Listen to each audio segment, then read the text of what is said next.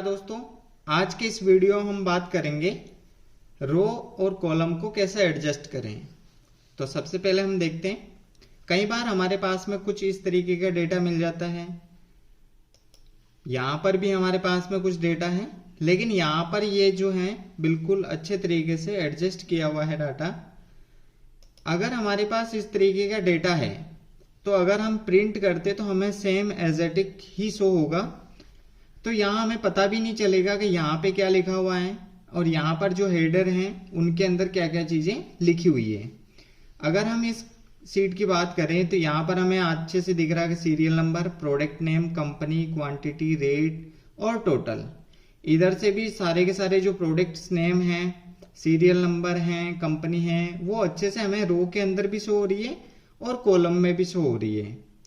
लेकिन यहाँ पर हम बात करें तो ना तो हमें कॉलम के अंदर अच्छे से शो हो रही है और ना ही रो के अंदर हो रही है। तो इस प्रकार के डेटा को हम किस तरीके से एडजस्ट कर सकते हैं। तो सबसे पहले हम देखते हैं, अगर मान लीजिए आपको किसी एक कॉलम के साइज को एडजस्ट करना है तो आप उस कॉलम को सेलेक्ट करेंगे।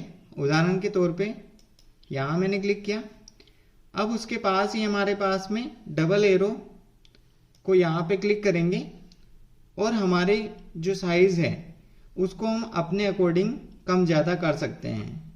यहाँ जैसे मैंने साइज को बढ़ा दिए तो मुझे यहाँ पर हेडर का नाम भी अच्छे से शो हो गया कि फादर नेम, और यहाँ पर उनके फादर्स नेम आ रखे हैं जो कैंडिडेट हैं। लेकिन मेरे सामने यहाँ पर अब हैश दिखाई दे रहा है। तो यहाँ पर मुझे हैश दिखाने का कारण ये है कि जितनी स्पेसिएंट जगह चाहिए वो यहाँ पर शो नहीं हो रही है। तो हम इस कैंडिडेट के भी इस कॉलम को भी यहां से बढ़ा देते हैं। एक एक कॉलम की साइज अगर बढ़ाना चाहे तो आप इस तरीके से बढ़ा सकते हैं। अगर मान लीजिए दूसरा तरीका अपने पास हम लेते हैं कि हमें मल्टीपल कॉलम्स हैं, उनकी साइज एक जैसी रखनी है।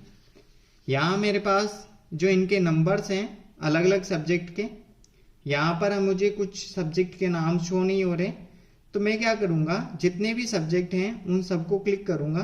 यहाँ से मैंने सेलेक्ट कर लिए कॉलम्स।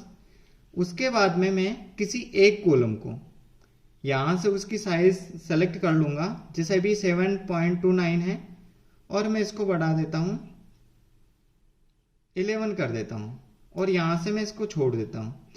जैसे ही मैंने 11 किया छोड़, और यहाँ से जो हिंदी, इंग्लिश, ये सभी की जो साइज है वो इक्वल हो गई। अब यहाँ आप चेक भी कर सकते हैं, मैंने यहाँ क्लिक किया, उसके बाद आप यहाँ पे चेक कर सकते हैं।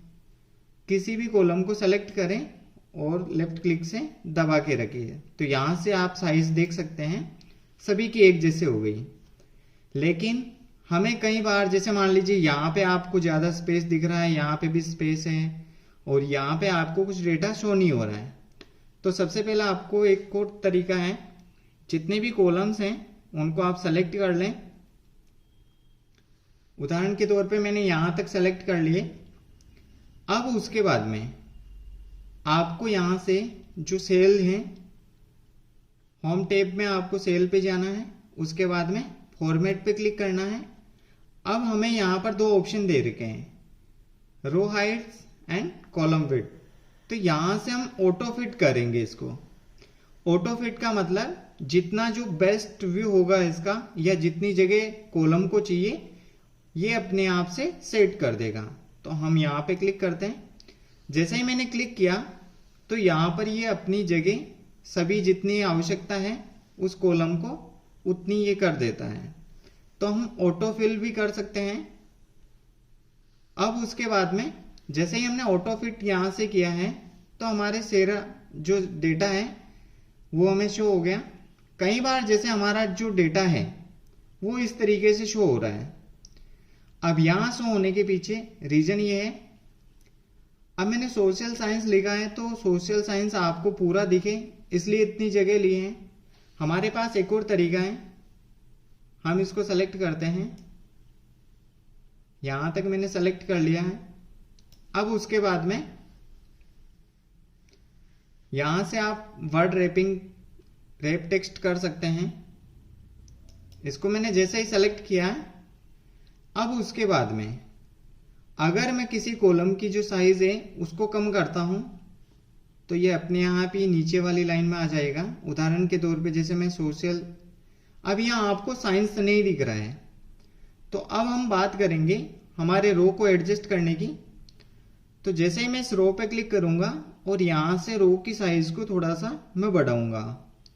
यहां मैंने रो की साइज को बढ़ा दिया है। अभी आप यहां देखेंगे सोशल साइंस यहां शो हो रहा है। तो पहला तरीका हमारा, अगर हम रो के अंदर इतनी ही जगह में इसको एडजस्ट करना चाहें तो यहां से इस तरीके से शो कर सकते हैं, या फिर आप अब थोड़ी सी कॉलम की साइज को भी और बढ़ा सकते हैं। जैसे ही मैंने कॉलम की साइज बढ़ाई इस तरीके से आ गया।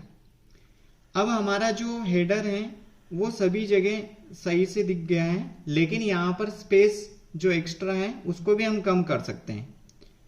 तो यहां से वापस हम इसकी साइज को कम कर देते हैं और इस तरीके से इसको बेस्ट व्यू में ला सकते हैं। अब उसके बाद हमारा यहाँ अगर प्रिंट होता है, दिखाई तो हमें दे रहा है लेकिन ये अच्छे से दिखाई नहीं दे रहा है, तो हम यहाँ सेम तरीका अपनाएंगे। यहां से सेलेक्ट करें, उसके बाद किसी भी एक रो की साइज को थोड़ा सा इंक्रीज कर दें। यहां मैंने इंक्रीज कर दिया, तो अब हमारा डेटा थोड़ा अच्छा दिखने लग गया है और जब प्रिंट होगा तो ये हमारा प्रिंटेबल बिल्कुल अच्छे से आएगा और हम आसानी से इस डेटा को देख सकते हैं। तो इस तरीके से हम रो एंड कॉलम को अपने हिसाब से भी एडजस्ट कर सकते हैं और इसका जो ऑटो फिट ऑप्शन है उसके द्वारा रो और कॉलम, जैसे मान लीजिए मैंने यहाँ पर किसी की साइज ज्यादा कर दी, उसके अलावा इसकी कम कर दी और यहां से इसको भी कम। अब सभी की अलग अलग हो गई। अब हम यहां से वापस सेलेक्ट करेंगे और सेम तरीका होम पे जाएंगे, सेल पे जाएंगे, सेल के अंदर फॉर्मेट, और यहां से हम क्या कर देंगे ऑटो फिट। जैसे ही हमने ऑटो फिट किया ये अपने आप से ऑटो फिट हो गई जैसे कॉलम को हमने किया था। तो इस तरीके से हम रो और कॉलम दोनों को ऑटो फिट भी कर सकते हैं और अपने अकॉर्डिंग इस डेटा को साइज एडजस्ट कर सकते हैं, कम रखनी है ज्यादा रखनी है। उसके अलावा हम फॉर्मेट से भी इसकी साइज को कम ज्यादा कर सकते हैं। उदाहरण के तौर पे हम लेते हैं यहाँ, जैसे मान लीजिए अभी साइज है मेरे पे 5। अब मैं यहां से फॉर्मेट पे क्लिक करूंगा और यहां से मुझे कॉलम की जो विड्थ है इसको बढ़ानी है। यहाँ 5 है, 5 की जगह अगर आप यहाँ पर 8 कर दें तो ये साइज इस तरीके से बढ़ जाएगी। कम करनी है तो भी सेम वही तरीका, वापस आपको कॉलम की विड्थ को मैनुअली चेंज कर देना है। अभी हम वापस 5 कर सकते हैं। तो इस तरीके से हमारा जो रो एंड कॉलम है उसको एडजस्ट कर सकते हैं।